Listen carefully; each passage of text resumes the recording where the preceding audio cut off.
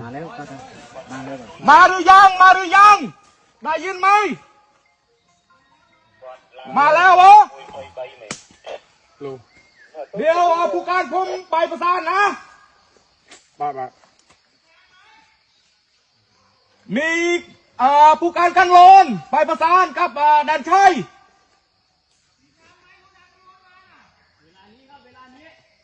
เวลานี้แหละไอ้โตจีบันเทิงโนริยะเป็นเลยตัวนั้นอันนู้นขโมยอัตมีเดี๋ยวผมกำลังผมจะไปแล้วเดี๋ยวไอ้ชูดโม่เนาะนู้อาจจะเมนูโม่นู้บ้านเองยี่เนี่ยจะเมื่อไปเชื่อวิทย์ยังไปชูบ้านมองเนี่ยเราจอยตอนเราอะไรยังไงได้ยินไหมแดนชัยเรียกนะผู้การให้ไปเดี๋ยวนี้เลย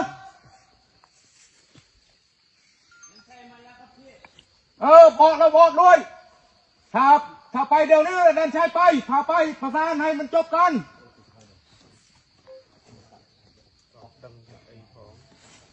มีก็จะมองตัวเองrồi vậyนี่việc mò thế anh bán anh gì mới kia việc nó cho anhทำไมอันมันไม่มองใหม่แล้วเอาวิจัยมันได้มวยเหมือนให้มันได้มวยมาปัญหาได้แบบเนี้ยออกคนนึงมานี่ได้ไหมมาคุยกันได้ไหมอย่าไปทำเป็นปัญหาได้มาไม่มีปัญหาหรอกออกมาคุยได้ไหมยังจะนี้เอาเป็นปัญหาอะไรกันนี่นายอยู่นี่แหละไปเจอที่ตีนเป็ดเหรอไปเราเนี่ยเดินเที่ยวมาบอกนายไม่ต้องใช้อาวุธนะโอเคนะไม่ต้องไปใช้อาวุธใช้กันนะโอเครับทราบไหมมาโอเคได้ใช้ไปแล้วผู้การไปแล้วครับผู้การ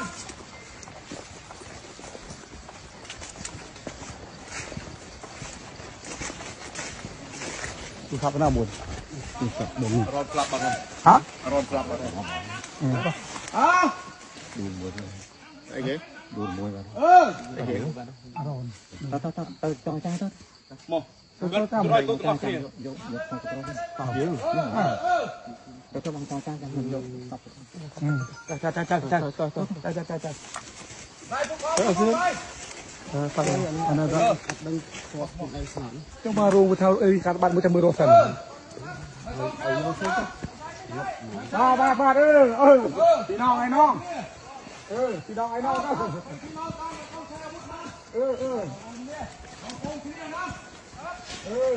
ไอ้น้อง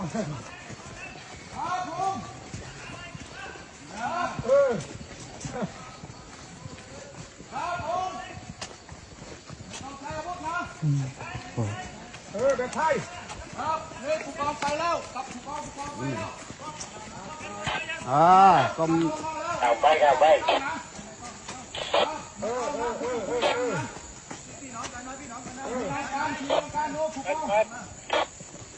รอเลยเองมาขึ้นเชียงเลยมาแล้วน้ำมาลงมาเพื่อขอได้ต้องการหน่อยข่าวกลางยิงปลาตัวน้องมาแล้วนี่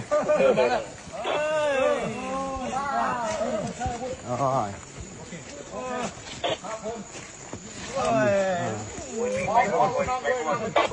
ม่ใช่อยู่แล้วคุยกันพี่น้องกันนะเดี๋ยวนี้จะจบนะป้าป้าเอาทีนี้เดี๋ยวพุ่งชากำลังมานี่ชากำลังมานี่บอกแต่ไม่เกี่ยกาปุงโมกันโลนบ้องเยอะกับค่อยๆก็ได้ไม่ต้องไปใช้นะไม่ต้องไปใช้อีกนะพี่นะพอนะเราพี่น้องกันนะอย่าพี่น้องก็ถ้ายืมบอลโปนเคลียร์นะกลมไปเคลียร์ติดนะนายเอาคืออย่างนี้นะดูหน้าผมนะดูหน้าบองนะมือคนไทยกับกัมพูชาเนี่ยเหมือนกันไหมหน้าตาเหมือนกันไหมไทยจะมือกัมพูชากันนะพี่น้องเราเพราะนั้นอย่าใช้อาวุธไปเลยไม่ต้องใช้อาวุธอะไรสู้ครับสมัครเรานาย นายผู้การมายังมา นี่ผู้การ โอ้นี่เป็นมอยนี่ครับ พี่น้องไอ้น้องอะไรเจ้นี่เจ้นะ สิ่งใดเนี่ย หยุดกันใจเย็นๆมีอะไรเราคุย มา กัน ดูบ้านเต้ยังได้ในการนั้นกันโอ้เกี่ยวมาได้ยังไงมาไล่ในยังไง เนาะเอาทีนี้ผมอยากให้เกิดเหตุการณ์นี้เราก็ ทำไมครับให้มันจบเลยนะพี่นะ ทำเจ้าตะบก ขอตมือกันเอง อันดับแรกเอาแปลให้ผมหน่อย นายเฮียนตีมุยพอแปลจมเฮียนตีมุย ลำดับแรกให้เราหยุดอยู่ตรงนี้ก่อนไม่มีการปะทะ รับตีมุยคือออยยืงชบบังนี่เยอะเป็นนี่ตำรวจโอเคมันดีพี่ครับ เสร็จแล้วก็ เดี๋ยวถ้าเป็นไปได้เนี่ยเราถอนกำลังออกก่อน ถ้านี้ยืงทอยกำลังเจนปิดในสัน บ้า โอเค ขอจังสองข้าง ทอยตรงสองฝ่ายนะ ทั้งสองฝ่าย ครับผมดี แต่เดี๋ยวผู้บัญชาผมกำลังเดินทางมา นี่คือไม่บัญชีการเกิดปงเดอจันโมบ่ากระปงจันดำเนินโม ท่านกำลังเดินทางมาคาดว่าน่าจะใกล้ถึงแล้ว จิตหนึ่งดอลเลยให้จิตหนึ่งดอลเลย เสร็จแล้วก็พอท่านมาก็ผู้บัญชาก็จะคุยกันอีก เป็นเมมเจียกาหรือเกิดโมติดให้หนึ่งใหญ่เนียมาลองติดบาท ของท่านเนี่ยใครมาคุย ในเมมเจียกายังเป็นป่านี่ก็ โดนเอง แกเป็นคนคุยผู้การเนี่ยเป็นผู้การเป็นคนคุย เลยเจ้ยมสมนมปอวิ่งนะตีมวยยมโอ้ยจะได้มีดังประมาณเลยใช่โอ้มอจูเนี่ยมุนหนึ่งยืงดอกสายเอ้คือกรมออยเมียนตู้ขบวนไอ้ซอก ถ้าเราคุยกันไม่ต้องไปใช้อาวุธนะครับพี่นะไม่ต้องไปใช้อาวุธเพราะไม่ใช้แล้ว ตีปี ครับ กำลัง ในคำ เนยกับไรนะเนยกับไรนงกลมกำลังก็อยู่ไหนก็อยู่นั่นไปนะ คือใจจริงผมเนี่ย ครับ อยากให้ถอนออกเลย ทางนู้นก็ถอนทางนี้ก็ถอน ใน ไม่อยากให้มีกำลังในพื้นที่นี้ ผมกลัวมันเกิดอุบัติเหตุเหมือนวันนี้ เกิดทาจองออยยึงจันไปคางได้ยึงเตรียมนี่จันตูกรอยสั้นกูมันเกิดมันจองออยเมียนอปัตตเหตุได้การกัดล้างโนดิเยเปลได้มันยังติดนะ ทางไทยเนยกับไรนะเอาเธอเตยกับไรนงวิ่ง ทางไทยคอเสนอว่าอยู่จุดไหนก็อยู่จุดนั้นไป ทางนี้ ทางนี้ก็ไปเหมือนกัน หมายถึงว่าอยู่จุดไหนไหมถึงตรงไหน ไม่ก็พียูเหมือนเดิมตั้งแต่เดิมมา ไม่แต่ตอนนี้มันกำลังเรามันใกล้กัน ผมไม่อยากให้มันอยู่ใกล้กัน ครับเป็นนี้เกิดมันจังออยกำลังได้ทานุจิตนี่จังออยเวทตัวชายนี่ ดูเพี้ยเอาทาง เหมือนกัน หมายถึงว่าทางนู้นก็ถอยออก แล้วผมก็ถอยออก ทางนอกเกิดถอยเจ๋งเกิดก็ถอยเจ๋ง พื้นที่ตรงนี้ก็ไม่อยากให้มีกำลังอยู่นะ คืออย่างนี้ทางนี้ แต่ปุ่มซะนี่ก็กลมออยเมียนกำลังโนตามเลย ผมไม่ให้มีทั้งหมดเลยตรงนี้ทั้งหมดของชาลามีต้องสามแยกนะ เรียนท่านหน่อยว่าได้ไหม นะเกิดส้มเสนอปนังบานออสป่ะ ยมไอ้กับเพี้ยปันแต่เอาทางไทยถอยเตยกับไรไทยวิ่ง เกิดถอยเลยพอไทยก็ถอยด้วยนะอ๋อโอเคด้วยนี่ ทางกัมพูชีอัปเตนาที่ถอยนึกอะไรจับได้ พื้นที่ตรงนี้ก็ให้มันกลับมาเหมือนเดิม สมัยที่เราไป ปุ่มซะแต่อะไรนี่จังออยแบบโดยเดิมโดยการตีวิ่ง ตรงนี้ก็ไม่มีกำลังนั้นได้ไหมบองผมว่าถ้ากำลังถอยออกจากห่างกันเยอะๆโอกาสที่มันจะลูกน้องเราจะปะทะกันมันจะไม่มี บอสันแต่ยังเวียโมจบเนี่ยจ้ะเวียนังเมียนปัญหาได้ทายลจะล้อมเนี่ยอาจจะเมียนกาบอก เตยเอาทางไทยดอก ทางไทยทางผู้การไทยทอนและทางผู้การทางนี้ก็สั่งขา ยินดีบองอยากให้เป็นอย่างนั้นขอบคุณล่วงหน้าขอบคุณล่วงหน้า แต่ว่าเดี๋ยวสักพักเนี่ยปุ้มชาผมท่านรองเสริมท่านกำลังเดินทางบอกหน่อยเดี๋ยวสักพักเนี่ยเดี๋ยวรองเสริมกำลังมา เดี๋ยวเดี๋ยวกี่โมงประมาณ พี่ติดต่อไม่ได้ตอนนี้ติดต่อท่านไม่ได้มันไม่มีขึ้น เดี๋ยวให้ผมรอตรงนี้ก่อน เราก็รออยู่ด้วยกัน ก็คุยอยู่ ยืนอยู่ตรงนี้ก่อน อยู่ตรงนี้ด้วยกัน จำติดบุญเสริมบุญบำรุง กำลังมา กองเมมเชกากองสุรนารีเกิดโมนี่ปุ้งตาเตะตรงมันเต้นบานลือเทป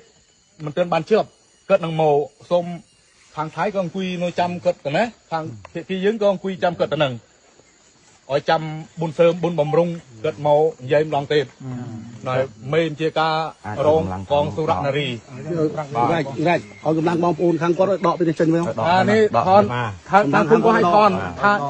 ทางนี้ก็ให้ทอนมานี่เลย เราขอเดินไปดูกันได้ไหมกว่าจะได้ เกิดส้มตัวมือบานอดตัวแดงคนเจ้าเกิด บ้าน ให้ลูกน้องเจ้าออกไปทางนี้ได้ไหม เดี๋ยวอย่าพึ่ง เดี๋ยวแป๊บนึงคือตอนรอให้ปุ้มชามาคุยกันปุ๊บแล้วถอนออกพร้อมกันเลยดีไหม เดี๋ยวกระทาจำออยมีมเจกาเนี่ยเกิดโมสัน เราก็ถอนออก บุญเสริมบุญบำรุงโมสัน ตกในบุญๆซะนะตกในบุญๆมาตรงนี้จะไปหลังบุญ ชกกับบุญเนี่ยในดิสปาย ไทยบุญ นี่เกิดกระนุ่นนี่แดงเกิดตัวหน้าเต็ม นี่ สี่คนกำลังดอกทั้งสองข้าง นี่ เจนเลยจังอ๋อดอกทั้งสองข้าง ผมนี่นี่กำลังกดนี่ตามเลย จังมันถ้าเอาเก็บดอกเจนยืนกันได้ ผมสั่งแล้วว่าห้ามมีเสียงปืน ครับ จากนี้ไปเนี่ยห้ามมีเสียงปืนผมสั่งไปแล้ว เกิดปรับถากมเมียนกาตัวบุตรติด ง่ายกว่ามาตัวคนนั่งคุย แล้วคือไม่ทางไทยเอาสมรู้กำลังคอยเจงปีกันไรเนาะดับเบิล